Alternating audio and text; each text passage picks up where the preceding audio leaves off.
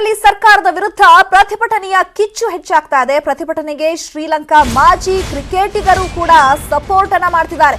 ಜನರ ಜೊತೆ ನಿಂತು ಪ್ರತಿಭಟನೆ ನಡೆಸ್ತಾ ಇರೋ ಜಯಸೂರ್ಯ ಕೂಡ ಬೆಂಬಲವನ್ನ ವ್ಯಕ್ತಪಡಿಸಿದ್ದಾರೆ.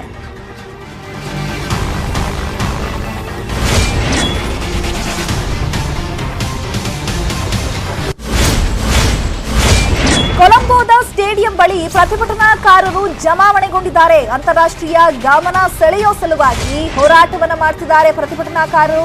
ಈಗ ಪ್ರತಿಭಟನಾಕಾರರ ಕಂಟ್ರೋಲ್ಗೆ ಸೇನೆ ಕೂಡ ಹರಸಾಹಸವನ್ನ ಪಡ್ತಾ ಇದೆ. ಇದೀಗ ಕ್ರಿಕೆಟರ್ಸ್ಗಳು ಕೂಡ ಅವರಿಗೆ ಬೆಂಬಲವನ್ನ ವ್ಯಕ್ತಪಡಿಸುತ್ತಿದ್ದಾರೆ. ಶ್ರೀಲಂಕಾದಲ್ಲಿ ಸರ್ಕಾರದ ವಿರುದ್ಧ ಪ್ರತಿಭಟನೆಯ ಕಿಚ್ಚು ಹೆಚ್ಚಾಗ್ತಾ ಇದ್ದು, ಪ್ರತಿಭಟನೆಗೆ ಶ್ರೀಲಂಕಾ ಮಾಜಿ ಕ್ರಿಕೆಟಿಗ ಸಪೋರ್ಟ್ ಕೂಡ ಮಾಡ್ತಿದ್ದಾರೆ.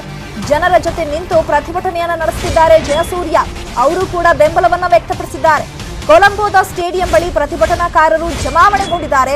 ಅಂತಾರಾಷ್ಟ್ರೀಯ ಗಮನವನ್ನು ಸೆಳೆಯೋದಕ್ಕೆ ಸಲುವಾಗಿ ಹೋರಾಟವನ್ನ ಮಾಡ್ತಿದ್ದಾರೆ ಪ್ರತಿಭಟನಾಕಾರರು.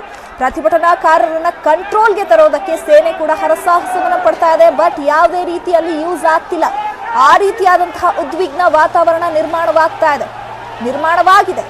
ಈಗ ಜನರನ್ನ ಅಶ್ರುವಾಯು ಸಿಡಿಸೋ ಮೂಲಕ ಕೂಡ ಪೊಲೀಸರು ಅವರನ್ನ ತಡೆಯೋದಕ್ಕೆ ಪ್ರಯತ್ನವನ್ನ ಪಟ್ಟಿದ್ರು ಕೂಡ ಯಾವುದೇ ರೀತಿಯಾದಂತಹ ಒಂದು ಯೂಸ್ ಆಗ್ತಾ ಇಲ್ಲ. ಅಷ್ಟು ಈ ಮೂಲಕ ತಮ್ಮ ಆಕ್ರೋಶವನ್ನ ವ್ಯಕ್ತಪಡಿಸುತ್ತಿದ್ದಾರೆ. ಯಾವ ರೀತಿಯಾಗಿ ಆರ್ಥಿಕ ಬಿಕ್ಕಟ್ಟು ಎದುರಾಗಿದೆ ಅಂತ ಅಂದ್ರೆ ಸಿಕ್ಕವರ ಮೇಲೆ ಅಲ್ಲಿ ಪ್ರತಿಭಟನಾಕಾರರು ದಾಳಿಯನ್ನ ನಡೆಸುತ್ತಿದ್ದಾರೆ.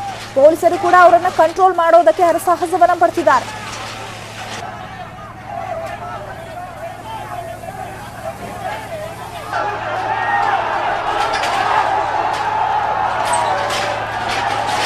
ಕೂಡ ನೋಡ್ತಾ ಇದ್ದೀರಾ ಯಾವ ರೀತಿಯಾಗಿ ಜನರನ್ನ ನಿಯಂತ್ರಿಸೋದಕ್ಕೆ ಬ್ಯಾರಿಕೇಡ್ ಅನ್ನ ಹಾಕಿದ್ದಾರೆ ಪೊಲೀಸರು. ಆ ಬ್ಯಾರಿಕೇಡ್ ಅನ್ನ ತಳ್ಳಿ ಹಾಕಿ ಜನರು ಅಲ್ಲಿನ ತಮ್ಮ ಆಕ್ರೋಶವನ್ನ ವ್ಯಕ್ತಪಡಿಸುತ್ತಿದ್ದಾರೆ. ಮತ್ತೊಂದು ಕಡೆ ಅಲ್ಲಿ ಪಟಾಕಿಯನ್ನ ಸಿಡಿಸಿ ಬೆಂಕಿ ಹಚ್ಚುವಂತಹ ಕೆಲಸಗಳು ಕೂಡ ನಡೀತಾ ಇದೆ. ಮತ್ತೊಂದು ಕಡೆ ಅಲ್ಲಿರುವಂತಹ ವಾಹನಗಳ ಮೇಲೆ ಹತ್ತಿ ಅವರು ಪ್ರೊಟೆಸ್ಟ್ ಮಾಡ್ತಾ ಇರುವಂತಹ ದೃಶ್ಯವನ್ನ ಕೂಡ ತೋರಿಸ್ತಾ ಇದೀವಿ.